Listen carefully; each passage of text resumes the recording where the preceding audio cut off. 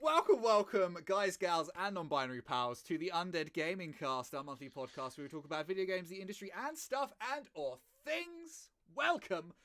Joining us as always, Mr. SingularityJosh. How are you doing, friend? I'm sad now. We've just spent 10 minutes talking about emo music, so now I'm sad. Yeah, absolutely.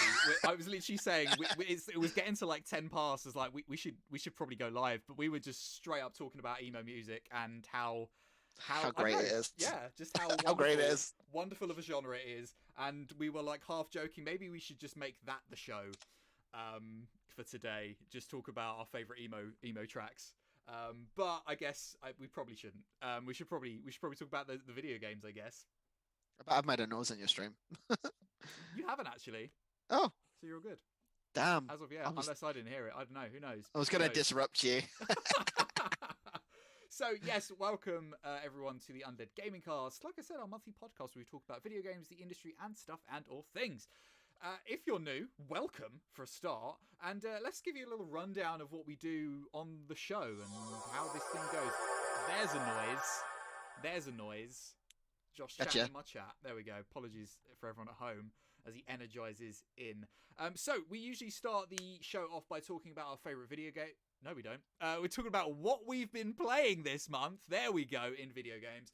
And what we've been up to. Then we move swiftly on to our news topic, or news topics of the show. And being that it's February now, this is technically our January episode. We had issues with scheduling and stuff. My boiler exploded sad times. I imagine Josh doesn't want to go into the ins and outs of that, as it's been a rough fucking week or two for him. It's fun. But yeah, so we this month, obviously, New Year 2021. Happy New Year, by the way. And it's quite a shit. Like, there's no gaming news whatsoever. So we're doing a little bit of a homebrew topic that we wanted to tackle for a little bit of a while. That was a good choice of words, I think. I like the inside joke there. That was good. I enjoyed that. You're welcome. And then, of course, we finish up the show by shamelessly self-promoting ourselves and telling you where you can find us and what for on the internet. So, without further ado, let's get into it. Oh, just before we do, actually, thank you to anyone and everyone who's actually listened to our most recent bonus level of the podcast, which was us discussing Cyberpunk 2077 and CD Projekt Red. We'd obviously been wanting to do that for a while, and if you've listened to it, great, thank you so much. Hope you enjoyed it. If not, then be sure to go find it on Spotify, Apple Podcast, and all the places that you can find the podcast to listen to. So catch it there. Anyway, Josh, what have you been up to? What have you been playing this month? A bunch of stuff. I'll quickly talk about stuff that like I've already sort of talked about on the show before, and then kind of get back into stuff. But I've been getting back into playing Siege again, which has been really nice with friends. Like, I remember actually, like, I don't know why. I think it was because I was playing the map that was the demo. And I remember me and you downloading the beta the demo on the PlayStation. And me just in abject horror about what they'd done to Rainbow Six. But actually, was that back in 2016 or 2015? It's been a long time. I think one of them. I think they're tier 5 now, so 20. It's either 2015 or 16, but they're on their 5th year, going into their 6th now. But like, yeah, just like good fun. Just like fully destructible maps and like fast-paced multiplayer and like really good fun with like when you've got like a squad on and stuff and like you're like giving call outs and I don't know, just makes you just like does feel very much like that kind of like high octane action movie, like bust in the door and rescue the that kind of thing. Like, it just does a very good job of like feeling like it feels. So yeah, back into Siege. Has it changed much? Because obviously that game kind of came out, was a little bit of a mess. Then like it just they fixed it essentially, and it was exploded. Fully. I think it was fully destructible in the early days, and that's no longer the case. Because obviously before you could literally just like shoot the entire floor out by a bomb site and nobody could get onto the floor to actually plant the bomb and it became a problem. So like there's like like soft surfaces that you can like bang holes in or whatever, and then there's like semi-destructible stuff where it's like floorboards. You still have like the beams of the flooring, so you can still walk over it, but like see down into like vertical angles and stuff, which is kind of its own. Like it's something that they do a lot in like high tier play. Uh, Also, like I really enjoy esports, and it's one of those things where it's like Siege is like a really fun esport for me to watch. I think like I just really enjoy like watching people make just like insane split second decisions and just like just just absolutely like land their shots. I can imagine it's really entertaining to watch and Yeah, easy to watch as well. Just in comparison to something like, and we'll probably talk about this later, something like Overwatch, which I've tried to watch as an esports, and I enjoy it, but it's really hard to watch sometimes just because of like how fast paced it is, if that makes sense. Like, yeah. There's a lot of stuff. it's Yeah, bit like disorientating watching it sometimes, and I but I imagine really, Siege is a bit I really, more, you know. I really enjoy Overwatch League. Yeah, Well, I didn't like because they took it off Twitch and onto YouTube. I just don't watch it anymore. Like the change of platform is like I'm much more plugged into Twitch yeah, or whatever. So like yeah. it was easy for me to know. Like I get a notification on my phone. Overwatch League is live. Cool, let's go watch that. Like blah blah blah blah blah. But like yeah, like you say, it's very fast paced. Obviously, there's a lot of like effects going off all the time. Whereas like with Siege, is it's like you've got 3 minutes on the clock, and then it's like they spend 50 seconds like droning and like getting intel, and Yeah. then all of a sudden something just goes and everybody dies at once. Like it's really fun. But yeah, I really enjoy Siege a lot as an esport and actually as a game. I'd like to see you. I'd like to see you play Siege. Like I'd like to get you on it with me. But it's I'm one of those things where it's got such a steep learning curve. I don't know if you'd have the patience for it. I'm definitely up for it. I still need to sort out this fucking PC malarkey. So once I've Yeah. done that, Once then it's sorted. yeah, We'll play. But yeah, that sounds it's fun. fun. I enjoy it a lot. I definitely like the idea of Siege. Like, it always looks good. It always looks fun, and definitely one of those shooters that is just interesting. Do you Yeah, know what I mean? It's just interesting, just because of the concept of it. because it Yeah, is so like deadly or whatever. yeah, Like, yeah, yeah. I And it's really not enjoy just that. like your run of the mill. Oh, let's play Call of Duty or whatever. Do you know what I mean? It's quite, Bit of planning yeah, and a bit of thought. yeah. Thought. Thought's got a T, not an F, Josh. Um, yeah, I played a little bit of Dead by Daylight with Snakey, and I forgot how much I enjoy that game. Um, which is, if you don't know, four survivors dropped onto a map with a serial killer. Classic, like 80s horror movie slasher style escape. Great fun. Again, Um, another game that once the PC's sorted, we need to jump on. yeah. It's also just like I love occasionally getting jump scared by somebody. I don't like enjoy jump scares all the time, but like sometimes you just like turn around and they're there and you're like, oh no. Like I do really enjoy that. Like it's very fun. Um, and then we'll get into stuff that I've kind of not really talked about before on the show. I started playing the Resident Evil 2 remake, Oh yeah, how are which you is finding it? fucking great. Hmm?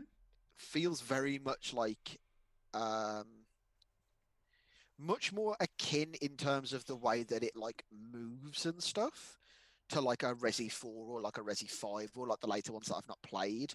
But like you can actually aim and walk, which is quite nice. Still survival horror, still very short on bullets. That classic Resident Evil like puzzle solving stuff. But looks great, feels great, is very enjoyable, very bad for somebody who suffers from anxiety like myself. Uh,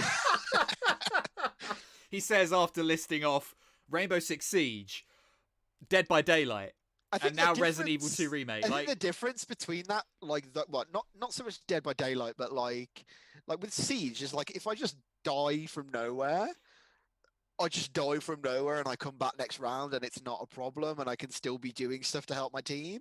But like the idea of just being like fucking eaten alive by zombies and having like all the ambient noises and stuff in your headphones, and I'm like, ugh. So Yeah, I was enjoying it, but it just made me too anxious to play. But it is very good. Yeah.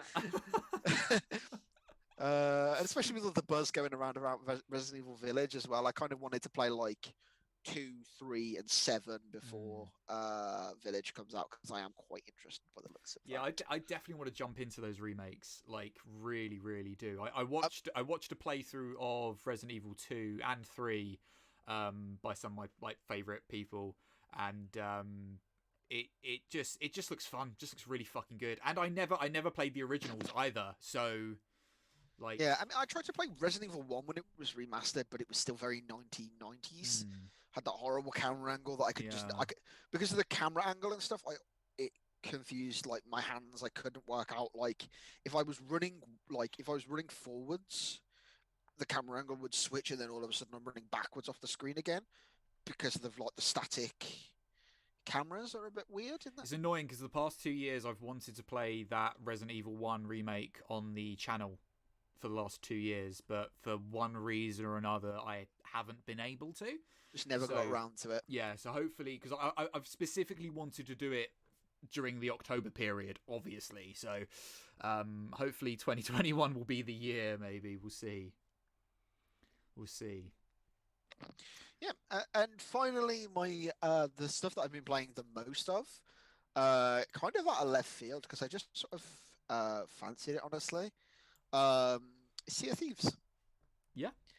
And I think it's because like I play a pirate LARP and I was really missing it, and like I was, I'd watched like friend of the show Prisoner Snakey play a little bit, and I was like, this looks like fun. I forgot how much fun this game actually is.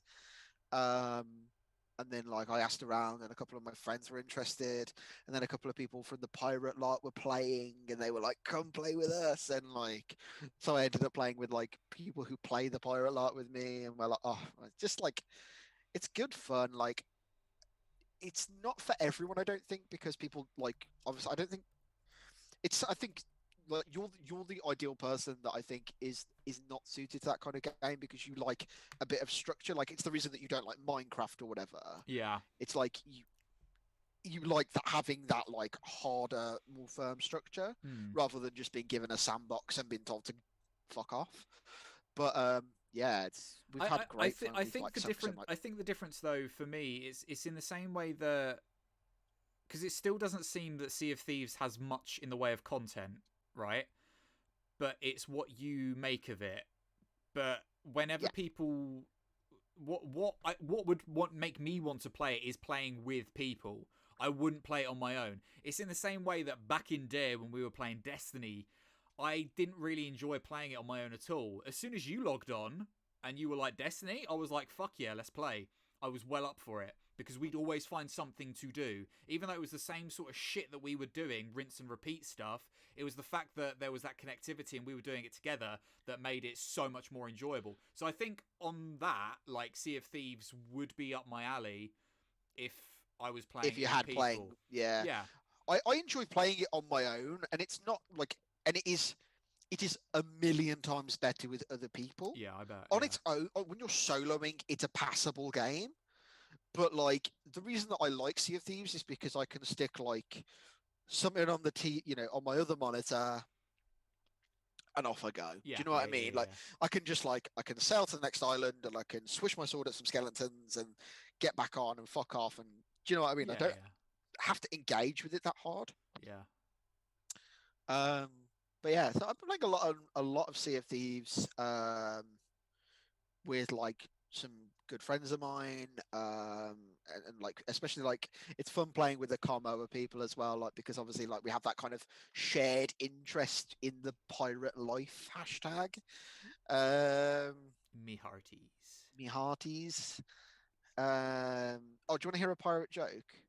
Please. Actually, I can give you a wholesome pirate joke. Okay, go for it. So, what's a pirate's favorite letter? I don't know. What is a pirate's favorite letter? See, some might say R, but their first love is C, but this favorite pirate's letter is U. Get out of here, Josh.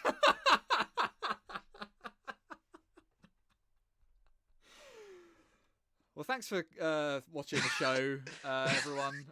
Goodbye.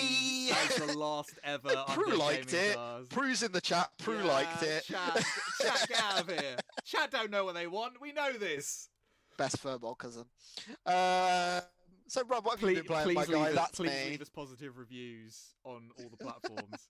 What have you been playing, my guy? Not a lot. I will not lie to you. Not a lot at all. However, there is one thing that I have been playing, which has been like totally out of left field, and only due to the current life situation that I find myself in with living with people, and that is Overwatch. Ooh. I am kind of back on the Overwatch hype train. I have not played Overwatch for a couple of years now. At the very least 2 years. For one reason or another, I fell out of it. One of the I was about to say, you've got a bit of a love-hate relationship with it, if I remember rightly. Yeah. It's like when you're on it, and when you're not, you're not. Yeah, like one of the big reasons I fell out of it was because of the whole Blizzard Blitzchung thing, and I kind of just didn't really want to engage with it. I didn't want to engage with Blizzard for a while. You know, they're still shitty for what they did and how they quote unquote repaired things. But anyway, but yes, back on Overwatch, and it's simply because my housemates play a shit ton of it and my friends play a shit ton of it on Xbox. Nice. So I have kind of like rebooted my Xbox account and I'm playing Overwatch again and really fucking enjoying it. It's like totally a different experience to how it was before. Honestly, because I'm playing with people on the regular, and I mean, me and you used to play as often as we could, but it's so different to play with people when when you're at least playing with a bit like minimum like a 2-man, 3-man, 4-man squad, and we go about, we strategize, we kick ass, you know, we really think about who we're playing, what we're playing, strategy and all that, and it's just like such a different game. Like obviously it's how it's meant to be played because it's a team-based game, but just having that communication with people that you know, it changes it so much. It's the same reason I don't really like playing Siege on my own. Yeah. Like, because if I'm playing with like JC and Blue, you've got like communication and call outs, and all of a sudden the game becomes totally different. Yeah, absolutely. So like, what are you kind of like on at the minute? Are you like tank? Are you support? Like, who are you playing as a lot? So that kind of hasn't changed really from when I was playing it before. I'm mostly sort of tank and a bit of support really. But love my girl D.Va. She's always been like my fave. I'm pretty fucking solid as D.Va. And you know, dabbling in a little bit of support every now and then when is necessary. And I've been dipping into my toe in a bit more into DPS, but only certain DPS. And I really like playing Ashe. I really fucking enjoy playing Ashe. Interesting. Yeah. She's kind of like, Ashe is kind of that perfect medium though, really, because like I don't like playing Widow. Yeah, neither do I. Because like you have to hit your shots with Widow, and like I like playing Soldier 76, but Ashe is that nice medium between the two, I think. Yeah. Just having that like marksman rifle. Yeah, like I think she's like super versatile, but not in like too much of a way, if that makes sense. Like, and she's got a good kit. Yeah, for sure. I just really fucking enjoy playing her in the same way I just really enjoy playing D.Va. But yeah, and also completely rekindled my absolute love and admiration for Brig as well. Like they've nerfed her a hell of a lot since she came out, understandably. But she's insane still though. But yeah. Like played right and with the right like party makeup. Like my friend who's in the chat, Autumn Kitsune, she plays a lot of Reinhardt. She loves fucking Rein. And Rein and Brig together are like in a duo are fucking solid. They're just an absolutely fucking like we boss when we do that in the right sort of party makeup. And it's really fucking fun. I've got 2 golden weapons on my account. One is Ryan's hammer. The other is the Brig shield. Yeah. Nice. Yeah. Even though actually those aren't my, like, for some reason I have the gold skins, but they're not my main characters. Yeah. Turns out that I'm a killer Zarya. Fair. And like I'm a very good Lucio as well. I I never got on playing Zarya at all until recently, and It's a mindset, I think. she has clicked with me, and I Yeah. fucking enjoy playing her. But yeah, like so mostly my mains be Diva, Ashe, and Brig when I can sort of get them. But I also really enjoy playing Moira. Moira's fucking great to play. Zenyatta's great to play. I really enjoy playing Junkrat. He's really fun to play. Never fucked with Junkrat, honestly. And Bastion as well. And Yeah. occasionally Orisa. Bastion when you really need to break that shield. Yeah, I mean, like he's kind of easy mode, but I don't know. I just enjoy him. I think he's super cute as a character as well. You know, little robot dude. Whoop, whoop, whoop, whoop. Like it's great. Yeah, he's cute. He's fucking cute as shit. But yeah, so like as well as playing that, I've also dived into stuff on Overwatch that I'd never touched before, as in comp. So I've been doing a little bit of competitive play, obviously with the crew, and that's like really fucking fun. It's totally a different ball game. It's totally a different ball game, but it's interesting. It's fun. It's nice. It's nice to sort of get to a stage and a confidence in a game that's competitive like that, and think, yeah, I could try like the big boy league out a little bit and see how I fare. And you know, we don't do too terribly. Well, I don't do too terribly. I don't think everyone else I'm with is like much better at the game than I am, but. Like, yeah, it's solid. I mean, half of playing ranked in any mode is just kind of realizing what your skill set is. Yeah, it's like I am not mechanically a good shot particularly. Same. Like so Siege, I'm not very good at Siege. The people I play Siege with are very good at Siege. What I have discovered I'm good at like intel and callouts. So I just play all of my operators that are like. They have like my favorite operator has like cameras and stuff, and then I just like I do what I can, and then I die, and then I just go tell my friends where everybody else is hiding. Yeah. So like, and I think it's probably the same with Overwatch, where it's like you know what your skill set is. Yeah. And as long as you stick to your like, you know, if you can play a bit of Diva and a bit of Zarya and a bit of Ashe and a bit of that, then power to you, man. Just get into ranked. Like you will get much better at the game if you play ranked, I think. Oh hell yeah, absolutely, hands down.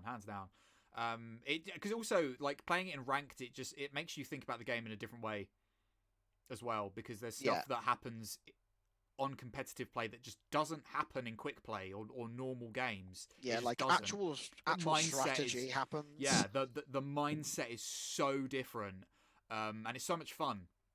It's so much fun to you know, almost breathe new life into the same game just by playing it in a different way because you're playing ranked. Like I think one of the most really important things they did for the longevity of the competitive scene of that game was role locking the 2-2-2. Yeah, because the big thing in competitive play for a very long time, and like, you know, London Spitfire won, you know, their big season using the same thing. San Francisco Shock did the same thing, and I think and Dynasty as well was triple tank, triple support. Nobody played DPS, and I think locking 2-2-2 did wonders for the longevity of the competitive play of that game. Yeah, like I really fucking enjoy it. Like we normally on a normal day to day we do play like quick play classic or whatever it is. So it you know, anyone can be fucking anyone. Yeah. But in those certain situations where you are locked into, you need tank, DPS, and you need support, I think, yeah, like you said, it's totally changed the makeup of that game for what it needs to be and what it requires. So you're not running around being like, I need fucking heals, but no one's picked a healer. Why the fuck have we got all the snipers and like no damage of any other kind? Like, it's you know, it still happens all the time, but my favorite fucking thing is when people have like they have like a pharmacy combo and like nobody is playing hit scan. All the DPS have decided that today is the day that they're going to play projectile, and it's like, please stop, cease and desist at once. Please go play somebody who can actually hit the things that are flying in the sky. Yeah, because we're just getting mullered here. Yeah. And you know, also like the guys I play with, most of the or half of which are in the chat. Yeah, shout out to Autumn Kitsune and Elite KE. They like live and breathe the game a little bit, and they've got like so many tips and tricks that I didn't even fucking know were a thing. Like Diva can absorb Moira's like damage orbs. Yeah. I had no idea about that, and it's like now I'm obsessed with it. It's my favorite thing to do. I'm like, where's the Moira? Like, suck up the... Yeah, it's like, I love it. It's fucking awesome. I feel like... But to the point where if I play anyone else and I see a Moira coming, I'm like, no, I can't absorb it. Like, I'm pretty sure the same is also true for Zarya's Graviton Surge. Yeah, possibly. I'm not sure. You just have to line yourself up right to do it. I know if you're like quick enough and cheeky enough, you can do it with Hanzo's ult. Oh really? Yeah. I bet you have to be right up in his face. Yeah, if you're in the right place at the right time, you can suck up the arrow before it becomes wolves. So, which I imagine would be like the biggest kick in the balls. Like, yeah, quite funny. Basically, people only ever play Hanzo for the ult anyway. Like, that's not true. That's not true at all. He's a very good hero. He's very, very good. Yeah, he is actually. Yeah. I don't like him, but he's very good. So back into Overwatch, which I didn't think would ever happen, but like I said, you know, actually playing it with a squad of people is crazy, crazy fun, and it's really nice to play something that I did enjoy playing a good couple of years ago, and still think, yeah, man, this is fucking fun. This is really fucking fun. And also just like learning new stuff about it that I didn't know before, or things that have changed, or whatever it is. It's just, yeah, it's good. It's good fun. It's good fun. It's a shame it's not a cross-platform, because I'd like to kind of get in with playing a bunch of Overwatch with like people who are actually into it. Yeah, I mean, like two of the people I play with have got game PCs, so you know they do dabble on PC, so I'll probably pick it up on PC as well, and get on that. Yeah, that'd be fun to do. Cool. So yeah, that is literally it. Apart from tabletop role-playing stuff, which we are going to talk about in a second, that's basically all I've been playing and up to is pure Overwatch. So thanks to the two that are in chat that have made me become this person again in my life. Thank you, appreciate it. So, without further ado, I suppose we should jump into our main news topic of the episode, which we have kind of wanted to talk about this for quite a while, and we were going to have this as a bonus level of the podcast, but seeing as there's not much going on, new year, nothing happens in the gaming industry at the start of the year, we needed a topic to talk about. This has been on the back burner for a while, so here we are, we're going to talk about it. I don't doubt that we will never talk about this again. I imagine we'll do further bonus levels on this at some point, because there's a lot we could talk about and a lot of ideas on this one topic that we would like to talk about in future. But I suppose at the very least we're going to dip our toes into it and talk about tabletop role-playing games. I suppose, I don't know, is there a better way of me introducing this topic? I think that's probably as best I can do, really. Yeah, I think that's kind of spot on. So like obviously we normally do news stuff, but you know, like it's January, or it's January's episode a little bit late. And I think that like obviously with the start of the new year, I think like lots of people look to trying new stuff that they haven't tried before. And so I think it's kind of a perfect time for us to talk about something that we often talk about on the Undead Gaming Cast anyway. Like inadvertently always gets mentioned, you know, in the what we've been playing, or the, you know, or in the promo or whatever. And it's obviously, it's a different side to gaming, but with lockdown happening and people wanting to play stuff with their friends, that this, if I think, you know, it was me who proposed the topic, and I thought it might be a good idea to get it out there and to sort of see if we can sort of inspire a newfound love for something, for somebody, maybe, or somebody who was nervous and kind of needed a bit of like a TTRPG primer, and kind of like, oh, how do I get into it, and where do I start, and what do I do, and blah blah blah blah blah blah blah. So that's kind of where I'm at. There you go. That's a much better roundup of what we're discussing. And yeah, like you said, it's always hard to avoid on the show because we at least play one tabletop role playing game a week, at least. So it's a big part of our lives. And like you said, and I think we also discussed this last year when lockdown and all this COVID stuff was really, really getting heavy. And, obviously people are away from their friends, their families, and this is, as gaming is usually, but tabletop role-playing game is a slightly sort of different kettle of fish when it comes to that social interaction. And even playing it online with people, like I said, it's a different kind of social interaction that I think a lot of people were wanting or needing or striving for, that you do get with quote unquote video gaming, but like it's just different. Well, I think the thing with a TTRPG as well is it's at its basis it is a social contract between friends to collaboratively tell a story, and because obviously it's way more involved than like normally. I'm not saying there's not TTRPGs like this, but like normally it's between several people. So there's that means that like because there's several people committing to playing it, you are way more likely to commit to it. And it's actually it's a perfect example is me and you. It's because obviously we talk very often, and like you're my best pal, etc., etc. But we do live at like opposite ends of the country. Yep. And having the Tomb of Annihilation game on a Friday guarantees that you and me every Friday get to sit down together and play something together and interact with each other. Yeah. Because it's easy to be like, oh man, like I'm just not feeling Overwatch tonight. Like, can we like reschedule or whatever? Yeah. But like because there's a bunch of people who have kind of committed to this being their Friday evening. Yeah. You're way more likely to show up, and and I always feel better for playing it because like by the end of Friday, like by the time it starts on a Friday, we get into that call at 6:30, and I'm like, I fucking hate everything.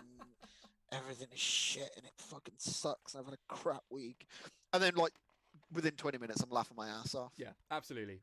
So, we've attempted to structure this conversation as best that we can, and as mostly Josh as well. So hats off to you, buddy, for actually helping with all of that. We wanted to sort of talk about our introduction to tabletop role playing games. So our first game or first games, and when that sort of happened, and who we played with, basically. So I don't know if you want to kick us off, Josh. Yeah, I mean, like. I don't think it's true of you, but my first experience of a TTRPG game, I sat down at my university with you. And we played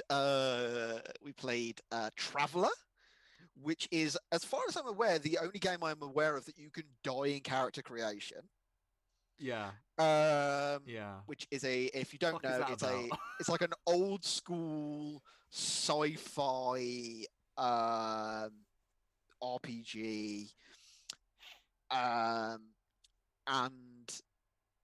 I played, my very first character was a mix of like the ship's doctor from like Star Trek, like the Voyager ship doctor. Malcolm from Firefly, and inadvertently through the way that I spent my points, Zoidberg. And his name was Christian von Winkle. Yep.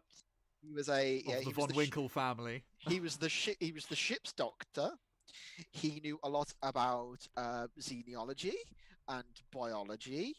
And like anthropology, but didn't know how to administer medicine to humans, which was the crew of the ship, basically. Like I didn't know how apart from me, apart from you, and I think one other. I think there was somebody else who played an alien as well. But like basically, if you were a human, I couldn't help you. I just didn't have the. I just didn't. I was just like, I'm Even gonna though play a you doctor. yourself were playing a human as well. He was Yeah. a human, yeah. And I was just like, big brain smart here. Not gonna put points in medicine. But like that character was actually a lot of fun. He was fun. I ended up like losing like most of my body at one point and being more or less fully cybernetic. And I also staked my entire sum of wealth on a gambling game and won. And then bought an entire new ship for the crew. Yeah, that was an insane game. It was crazy. And that's legit where we first met as well. It was, yeah. Question: that character that you played, yes. I'm aware that they were a cat person. No, they were a dog person. Oh, were they? Yeah. I thought, were you also Vincent de Paul? No. His name was said. I probably had some. I no doubt had some like pun-like surname or something. But no, he was a dog. No, Proofy Pants. Yes, Rob is furry confirmed. Get out of here, chat. Honestly, anyone at home, don't believe these lies. Rob only plays furry racist confirmed. So I was a dog. I was a pilot of this ship. I did have a pet cat though. That might have been where I did have a little pet cat, which I loved more than all the other people on the ship. And the way I sort of described my cockpit was that I basically had like a lazy boy chair. My seat where I sat was essentially like a big lazy boy chair, that was like rough as shit. It had obviously been worn and used for years, and that was where I sat. But yeah, I was a pilot. I fully honestly, like, aside from like things that happened to my character, the only other big moment that I remember from that entire campaign, and I think it cemented our friendship, was a heist gone wrong where your character dressed up in like a cook's maid outfit and to cause a distraction so that like me and somebody else could escape, spilled an entire pan of gazpacho all over the floor, grabbed a mop and uttered the words "I clean" in a funny voice, and whenever pressed for questioning would do a mop motion and just be like, "I clean." You're welcome. You're welcome. This is what it's like TTRPGing with Rob. It's a nightmare. It's a nightmare. It's the best. That was my first TTRPG experience, and I played with the gaming society at the uni, and I was invited to the table, and I think you'd already been playing a week or two, maybe. I think possibly, yeah. I think so. I think I'd had like at least one game before you arrived on scene. Yeah. But that probably was my first quote unquote proper tabletop role playing experience as like a more akin to like an official game. But I had played previously to that, so like a couple of years before, I'd wanted to get into D&D, but hadn't anyone to play with, no one who knew the game, and honestly, from way back when, all the information I could try and find out about it, it was all quite daunting and looked like a lot of things to sort of wrap your head around and get, and also required a fair amount of money by the looks of it that I didn't have to sort of buy into the system, and also require my friends to do the same that I could convince to play this game, also to buy player handbooks or whatever, which were like 50 quid a pop at the time. Like, it was just a lot of this probably won't happen. So what I did is I tried to like understand what I could of it, and I homebrewed a system, which probably wasn't the best thing to do. It was like not great at all, but I just wanted to sit down, write a story, and roleplay with my friends, and that's what we did. I made this system, wrote a story, and we sat down for an entire weekend and just blitzed it out as if we were like all sitting down to play a video game. And it was all very heavily influenced by Lord of the Rings and Final Fantasy, and all of those cool things, and that was it, really. But yeah, so it wasn't until really uni and that game of Traveller that I really got a chance to properly experience a tabletop role-playing game. Yeah, I vaguely remember like one of the first times that we like hung out outside of the game. You were saying that you were doing like a Lord of the Rings TTRPG or something. Was that same system? No, it Or was was a that slightly. like I was trying to write a like homebrew Middle Earth system that was kind of simple to pick up, and I've probably got it somewhere. There's probably a document of it somewhere knocking around. But yeah, I mean, I also did a bunch of world building and homebrewed my own, and I the only thing I remember about it, aside from like some cool racial choices, were was that the combat was just a fucking nightmare. Like it was like, oh, you got stabbed, you're dead. Like yeah, turns out being like 19 and thinking you know everything, probably not the probably not the way to go. props or not. So, but yeah, so it wasn't really until uni that I got a chance to properly play, and it was like Traveller, and then after that, I think you and me played. Pathfinder? Was it Pathfinder or was D&D? Okay, Or it might be 3.5. I'm pretty sure it's 3.5. That you ran, that we played With a table of like 90 people. Yeah, that was a ridiculous. My first time as a DM, and I was like, I just kept inviting more and more people to the table, and it was just a fucking nightmare. So yeah, and then yeah, so like after uni, I didn't really touch tabletop role playing games for quite a while until a couple of years ago again, when me and the people that are around my local area, my closest friends,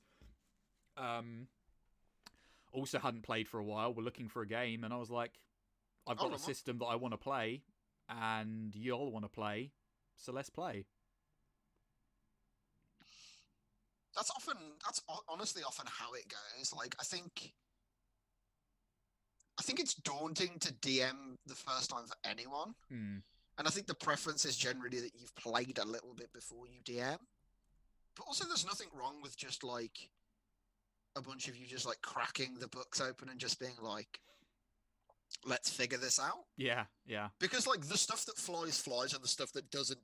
And yeah, if you spend 10 minutes in a rule book, you spend 10 minutes in a rule book. Yeah. I mean, I've very rarely played tabletop role playing games as a player. I've very much GM'd for the most part. I've always run games or that sort of thing. And I really enjoy running games. I really enjoy telling a story. I really enjoy having players enjoy that story and interacting with that story or changing things and, world building and story building together. I love that. I fucking love that. And I love being able to help create or promote or push that forward or whatever it is or sculpt it. So, yeah. And I think I enjoy running to playing, if that makes sense. But like, there's always good and bad experiences, I think, on both sides. Both sides of the table. Yeah. I've only had a few good experiences playing, and it's always down to the people that I'm playing with. So, Yeah, I think that's an important touching point. And like, if you're listening to this as kind of like like RPG primer or whatever, get people that you trust at your table for sure. Just like if you don't like the most important things I think that you can do when you TTRPG, and like I've certainly fallen guilty of this, and kind of like, the first time I did it, I sort of just like waved it away or whatever. But yeah, make sure that you have people that you can trust. Make sure that you have safety systems in place so that when it gets a bit much, like there is a way for people to like tap out effectively.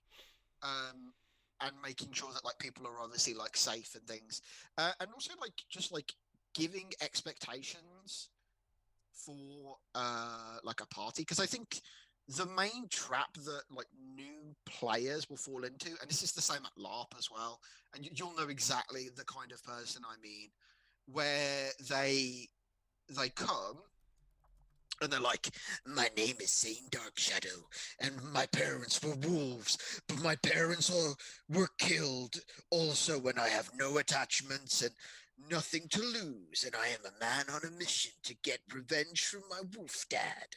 And my Like, sword is made of pure edgelordium. yeah, like, and like that's a very natural reaction, I think, for people first time role playing because they don't want to have that like I think that people don't want to have that vulnerability and not necessarily have like attachment to their characters and get worried about like, but what happens if these people die, or like what happens if like my like, what happens if my dog gets hurt, do you know what I mean? And they can't like, they're not sure if they can deal with that. But like I think you just need to, I think you need to just be upfront with people and just be like, here is the story, here is the tone, here is what to expect from what I'm running. um and like also making your characters together, I think, is a huge thing, rather than just being like than just being like um rather than just being like four rogues that go and sit in each individual corner of the tavern. And then when the fifth rogue walks in, the DM has to be like, all the corners are taken. Sorry, there's a table in the middle though. Like, so I think if you make your characters together with your friends, and then you can also like, exactly what you're getting yourself into. Like, my favorite adventure is Curse of Strahd, which is like a gothic horror like vampire thing, and that would be very different than if I was running like, I don't know, something else which is like less high stakes or whatever. Different tones, and like knowing what weirds people out. Like if somebody's got a phobia of like, somebody's like intensely arachnophobic, knowing that like in that forest that you world builded that there was a giant spider, changing it to like a giant centipede or something. Do you know what I mean? It's just like being considerate and communicating with your players and having your players communicate with you as well. Yeah, that's super super important, and it's something as well that like setting out what you like to do as a game or as a player is super important. It's something that I'm like understanding more and more as I go on.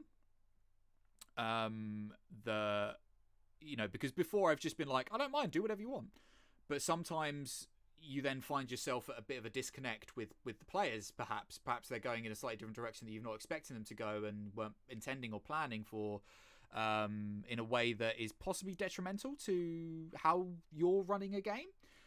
So it's also important to just keep that dialogue open and be able to talk to your players or your GM or whoever it is and be like, just touch base a little bit and be like, hey, like, where do you see this going, and what do you see your choices or whatever it is.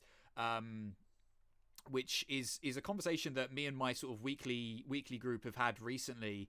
We just sort of touched base a little bit, because there was a little bit of confusion, mostly on my part, of where and what they were doing and going. And, we just had a chat, got it all cleared up, and, we're sort of back on track with what we're doing, which, does happen occasionally.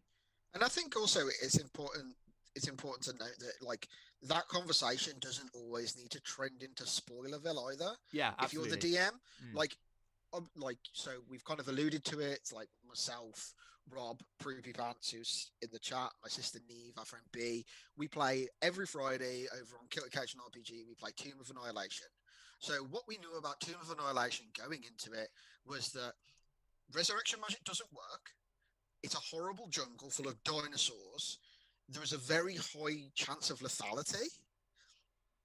So immediately you've set your tone with your players. You know exactly what's going on. You know exactly what the stakes are. If it's not the game for you, then that's fine. But that's kind of the stakes that we agreed to as a party and as a bunch of people. We play a couple of sessions. Kirk, the DM, can't get a bead on where we're headed. We do our after game chat. He says, okay, gang, what are you thinking about doing? Just so I have an idea of kind of where to prep. We're going east across the map to go to this city and maybe go to here and maybe do this. Okay, cool. And then whatever he throws in our way in between is up to him. But that communication has gone through. and we're not suddenly like throwing him curveballs by being like he's laid story beats in the south of the map, and then we're going the other way. And I think like having those like post game discussions are also important as well to keeping that line of communication open. Yeah, absolutely. Sorry, Rob. That's okay. Yeah, no, that's absolutely right. You know, and at the end of the day, like the most important thing is that you're all there to have fun. Players and GM, you're all there to have fun. So if you're not having fun, or there's something slightly wrong, or that you need to talk about or discuss, then do it. You should be able to. You should be able to open up that dialogue and it not be a problem. Just so you know, you're all there to enjoy the same damn thing. So yeah, communicate. So I suppose that as I mean, we've sort of discussed what our first games were, what we played. Should we move on to, you know, as we've been playing them for a number of years now, what our favourite systems are, or anything like that? Yeah, absolutely. Do you want to start, Rob? Because I've done a lot of talking. So I'm Sure. sick of the sound of my own voice. So I don't think it'll be absolutely any. I don't think it'll be any absolute surprise to what your favourite systems are, honestly. Yeah, so I'll probably start with one that's the least surprising, I guess, first. One of my favourite games, my tabletop role-playing games, that I picked up a couple of years ago. I had a sudden... Like, I've always had an interest in it and that type of world.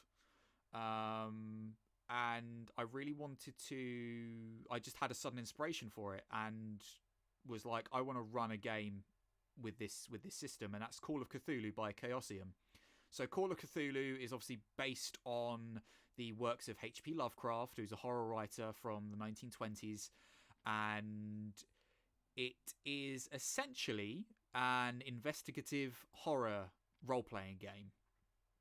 It very much involves you finding a mystery, investigating it, working out what's happened and what's going on with it, no doubt discovering some unspeakable cosmic horror that you can't defeat or control or contain, and you essentially just doing your best and no doubt losing your mind and possibly dying along the way. So fun and frolicking all around. But I ran that game for about a year with my ex-partner and two of my best friends, and it was just the three players, and I think we had a really good time playing it. Yeah. Call of Cthulhu is such a different system as well from what I can gather. And in a shocking turn of events, as somebody who actually really enjoys like cosmic horror as a thing, like Yeah. I really enjoy like mythos stuff. But like I've never actually played it. But like the game isn't like it's not Big Damn Hero at all, is it? No. It's like you are an investigator and you are out of your depth. Yeah. Like I think that's kind of the vibe I get from it. Absolutely. You So know. how do you set that stuff? Because obviously like lots of like Lovecraft stories are like found journals about like one guy who like discovered a thing and and ultimately it drove him mad, and it's kind of like almost like found footage in a way. It's like how do you handle that when you've got like three players at the table and you're still trying to keep that like cosmic horror vibe? I think with Call of Cthulhu, and again, it's something that I've had to learn and discover as best I can, and you just sort of go with the flow of it, because that's kind of what you do with TTRPGs anyway. But with Call of Cthulhu, you've got to drip feed things in a very particular way, in a way that you possibly wouldn't necessarily do as much with other games and other systems. Because it's an investigative game, you've got to think of it as if, you know, it's a crime novel or a mystery novel, or, you know, a Sherlock Holmes or whatever it is. And it doesn't have to be like the most elaborate and smart and ridiculous interweaving plot and to work out and discover. Like, it can be something really fucking simple that just kind of spirals, like, because also, you know, the players will do the rest. But all I do generally is hit them with a little snatch of something that's just mundane and interesting. Someone died, someone was murdered, there's a there's a missing person, someone broke into old man Jenkins's workshop and stole nothing. Like, you know, something that's just like really sort of seems very ordinary on the surface, but then as soon as they start digging and they get a little bit more, you know, something then just seems a little bit odd and a little bit off, and it all just sort of spirals from there. And eventually at some point they'll come across stuff that really starts to sort of shake them to their core, and that's when they realize, oh fuck, this person was kidnapped by a cult who have then sacrificed them to a great old god. Like, you know, and it just gets from weird to batshit crazy in a matter of seconds. So a lot of it is like just like mundane mystery, a lot of like set dressing. So like going into the workshop, it's like the door creaks and that kind of stuff. Like, so a lot of it is kind of just like, kind of just set dressing, and then so you're not really doing a lot of like crazy like horror.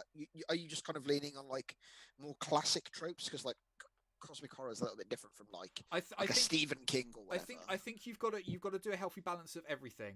I mean, obviously you can play Call of Cthulhu as a system is a really great investigation system. So even if you just played it as if you were doing a Sherlock Holmes game or a murder mystery, that's absolutely fine. You don't even have to touch the supernatural or the cosmic horror or Lovecraft stuff at all, because like as a system it's really good for that anyway. But what I do, and what is usually the case with Lovecraft in general, is that, like I said, it starts off quite normal and mundane, grabs their attention, and then out of nowhere, once it becomes far too late for them to do anything about it, as it were, or once they know too much, if that makes sense, that's when it just gets crazy. I don't usually throw an awful lot of mad cosmic horror shit into it. I still try and do things that I think they could possibly deal with. Like, I'm not just be like, oh, and here's Cthulhu, you know, and that sort of thing. So I still try and do it in terms that you know, it's something small that they could still possibly deal with, but what they're witnessing and what they're dealing with is like insane. So the first one of the games that we did, they'd come across a village in Cornwall in the southwest of England, and there was a man who'd been arrested for murdering his wife, but he didn't do it. So the players got sort of, you know, roped into investigating this, and they spoke to the man who was like off his rocker a little bit and wasn't quite right, and ended up going to the scene of the crime, which was their old cottage and house. They went there in the dark. Obviously, nothing was on in the house at all. They went in there just to look and investigate for clues. Turns out they weren't alone, but what was there? You know, they ended up going upstairs into the bedrooms, and there was some sort of spirit or presence there that was fucking around with them. So that's when, you know, they walk into the room, the door closes behind you. You know, those little horror things. One of my players got pushed out of the window by a wardrobe because they fucked up their, like, you know, movement checks or their dexterity checks and that sort of thing. So it just kind of gets from bad to worse, really. And yeah, it was, you know, that they eventually get pulled down into the basement and stuff like that, and they realize that there's some weird ritual thing going on there, and there's something in the dark with them. It was a ghoul, which is one of, you know, a Lovecraftian sort of monster thing, and yeah, I don't know. It's you know, it's something that they didn't quite deal with. They didn't get drawn into a combat then and there. You know, the ghoul escaped or whatever, and they, you know, sort of escaped with their lives, because combat is something in Call of Cthulhu that you kind of want to avoid if you can, or at least plan it the fuck out. So yeah, I don't know. It's one of those things that I think it can go from insane to 0 to 60 very quickly with Call of Cthulhu. But that's kind of that genre, I guess. Kind of is what that is. Yeah. So that's for people that kind of like either like that kind of real like Lovecraftian kind of like use as intended stuff, or for people that don't necessarily like want to play like more of like mystery or investigation games. Yeah, absolutely. Like, Like, I'm just trying to like capstone these for people that like if they're kind of like listening to like whatever. Do you know what I mean? Like, of course, yeah. And like with Call of Cthulhu as well by Chaosium, they've done lots of different like flavored versions of Call of Cthulhu. So you can play it in different eras. You can play it in the 1920s, which is your standard normal era Call of Cthulhu, because obviously that's where all the books and when Lovecraft wrote. You can also play it modern day. You can play it post-apoc. You can play it in space. You can play it so you've in space you've got a bit more like Event Horizon or Alien style games. You can play it during the Roman Empire. There's a medieval Dark Ages Call of Cthulhu, which I really want to jump into. Really interests me. There's Cthulhu by Gaslight, which is during the Victorian era. So you could get your influences from like Bram Stoker's Dracula or Mary Shelley's Frankenstein and that sort of thing. Just like the spiritualist movement. And stuff. All of that. So essentially, if you are a fan of, I don't know, sort of like Jack the Ripper style, mystery Victorian horror, or the X-Files, or even just straight up Poirot and Sherlock and Agatha Christie style shit, like Call of Cthulhu is a pretty good system for that all round, because at its heart, at its core, it is an investigation game. It's a detective game. It's whatever layer you put on top of that adds to that, whether that's the horror element, cosmic horror, whatever. All right, cool. So what other systems are you into, Rob? So my other big favourite system is the Witcher role-playing game, which is made by Artalsorian Games, who are known for having made the Cyberpunk system. But yeah, this game came out a couple of years ago, I think 2018, and has very quickly become my favourite system. Undoubtedly because The Witcher is one of my favourite things in the entire world, as I think not many people know. I don't know if I've made that clear on the podcast before, but yeah, I really like this system. It's obviously set in the harsh, brutal, dark fantasy world of The Witcher, and is a really hard system in terms of combat and things like that. It doesn't hold any punches at all, and is just I fucking love the setting. I love the setting, and I love the system, and yeah, it's been my home game for the last 2 years. Every week we play it, me and my friends, and yeah, like grim dark Eastern European fantasy is the vibe. Medieval fantasy, yeah, absolutely, yeah. Obviously based on the books. Yeah, based on the books and the video games, obviously by CD Projekt Red. Yeah, so I mean, if you like The Witcher, like that's it for you. I don't know how versatile a system it would be for anything else. I think you're probably better off maybe sticking with something like D&D, but excuse me, the combat is the combat's interesting. The combat is quite intense, quite in depth. There's a lot of moving parts to it. Aside from a lot of location targets and things like that, like in combat you can hit heads, torsos, legs, and all that sort of thing, so it really does pick it apart. There's a lot of emphasis on different maneuvers, defensive, attack, and all sorts of things that you can do. So you can, when you're defending, you can dodge out of the way of an attack, or you can parry an attack, or riposte, or reposition yourself.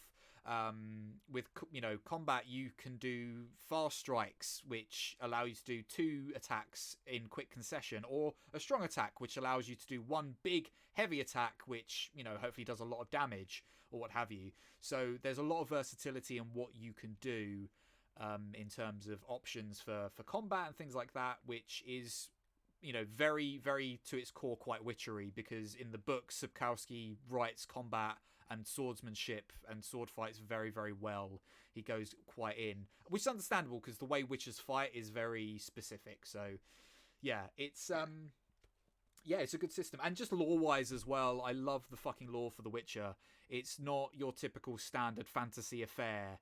It's draws a lot on Slavic mythology and different mythologies of the world, but makes it very unique in its very own, which is one of the draws for the world, for me.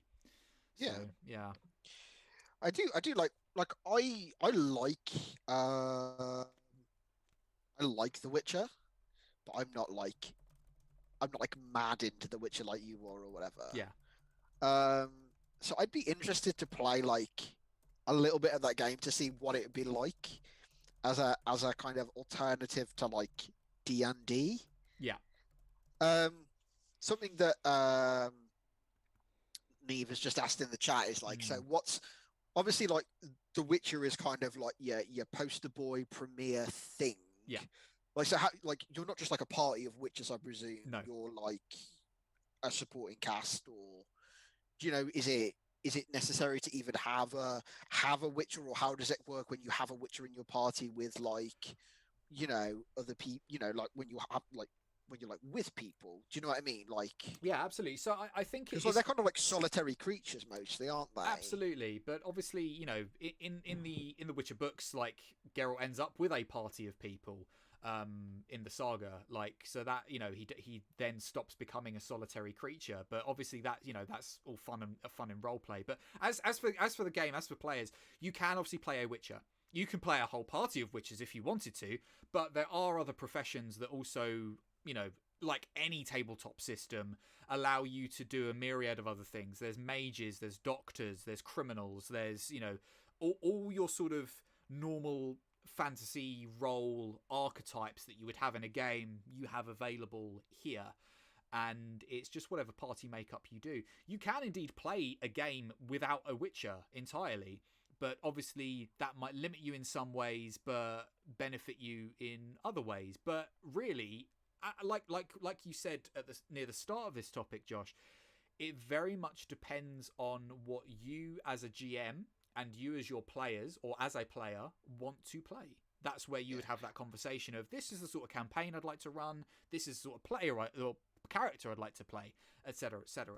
So I'd imagine it's quite good, like as a political intrigue game. Absolutely, because of the way that like Three Kingdoms and like Northgard and whatever are all set up. So if you didn't have a Witcher in your party, like you could just go like do all of like the war politics stuff.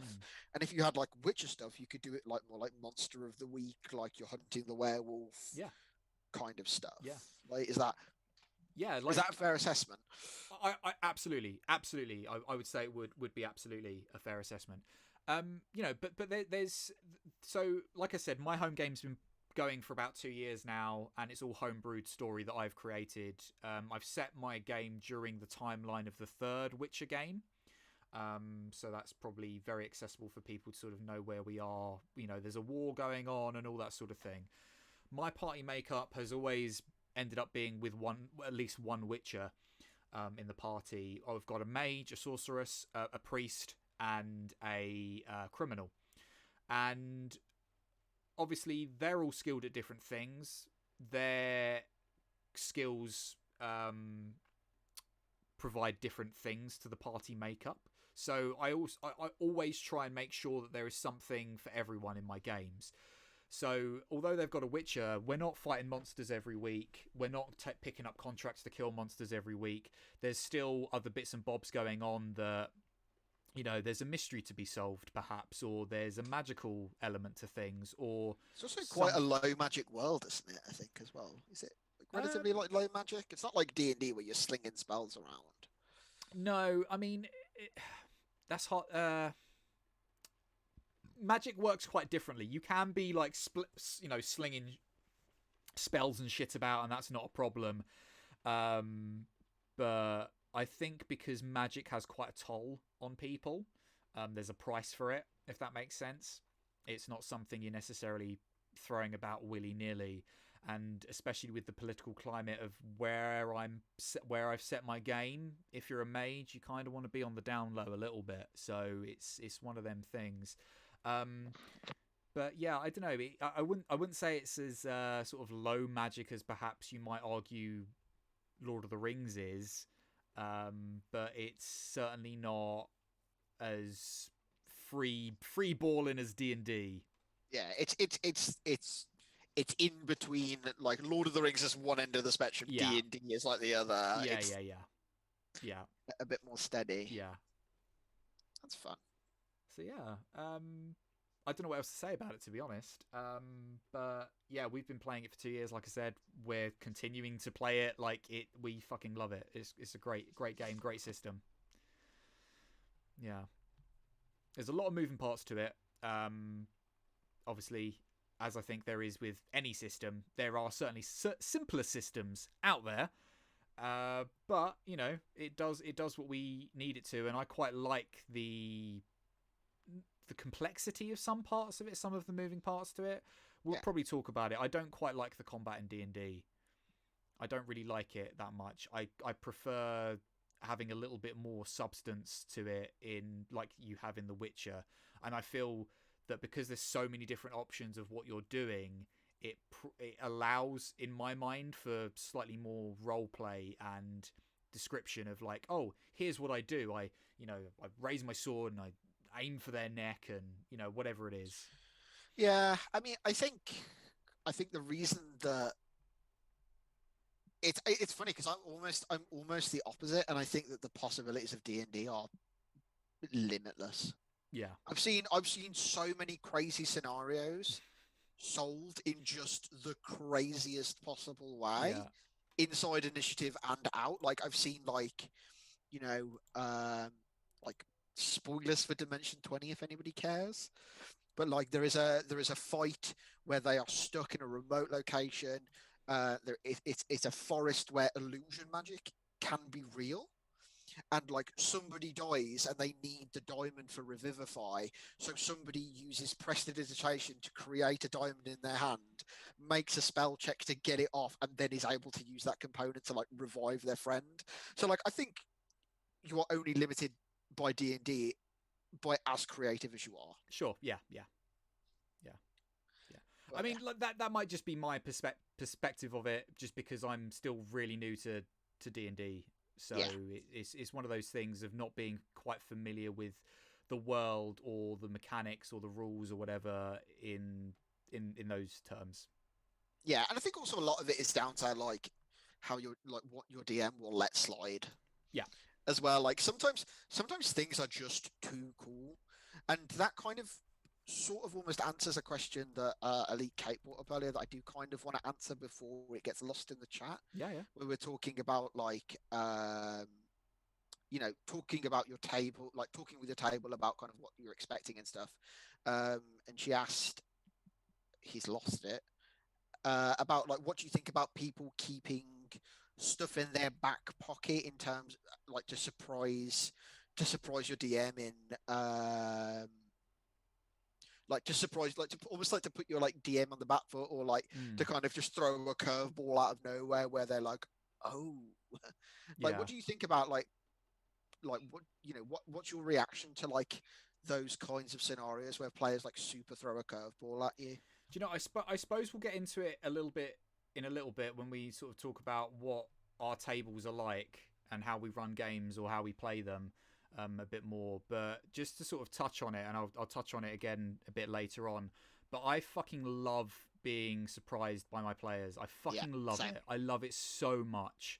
And it always surprises me, and I'll go into more detail about it, but I am of the opinion that rule of cool overrides mechanics. Rules is written. Yeah. If you're proposing something that sounds fucking dope, and I love that idea, it's my job, I think, to work out how we can justify it mechanically.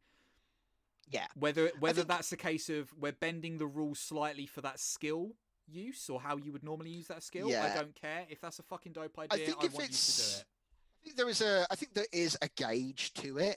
Like if it's kind of like that's not quite how that's intended, but that's sick as hell. Yeah. Then like I'm totally that. If it's like I want to use this spell to like backdoor my way into an insta kill, then there's probably some conversation to be had about it. Oh, of course, yeah. Because obviously there's more people at the table than that one person or whatever. Yeah. But like I still think rewarding player creativity is like. Oh, of course. Like nine times out of 10, I will always be like, let's see how we can work this. Even if it's a case of I really love the idea. However, that part of it not going to be possible, but the rest, do you know what I mean? Like I think there's a little bit of give and take. Absolutely. And you know, in the same way that I think, you know, my players are always a little bit cheeky and be like, can I do this? You know, and I think they always expect maybe they can't do the whole thing, or it's like, well, you can try, or whatever it is. But you know, you need to sort of push. You do sort of need to push the boat out a little bit on your DMs, and don't always expect it. I love it. Don't stop. So so again, we can get into that a bit more in a bit. But Josh, your favorite systems? Cool. So I'm going to talk about just like my general one, and then one that's like a little bit more out there. So I fully fucking dig 5th edition D&D. That's kind of my jam. Kind of like high, not always high fantasy, I think, but like, you know, like swords and sorcery, big damn hero. Like it's fucking like nothing is as cool to me as playing somebody who is like competent at what they're doing, which I don't know what that says about me. That's my ultimate power of fantasy, is being competent. But like, you heard it here first, folks. But also like, you know, I love playing my little halfling fighter and just being like, here's the monster, and I like roll like a mad attack bonus, and then I like hit it with 2 attacks, and I action surge and go at it again and put it on the back foot, and like I let my friends, you know, like I love that shit. Like to me it just feels good to be like good at what you do like that, and I think that D&D 5e does that really, really well. And that's, you know, some people have their qualms about it, and that's absolutely fine, but like, and you know, 5th ed is the most fun I've had with Dungeons and Dragons. 5th ed fucking rule. Like lots of people say it's like it's too simple and it's not as depth, but I'm not a fucking crunchy person. Yeah, no, that's what's good about it. I don't like.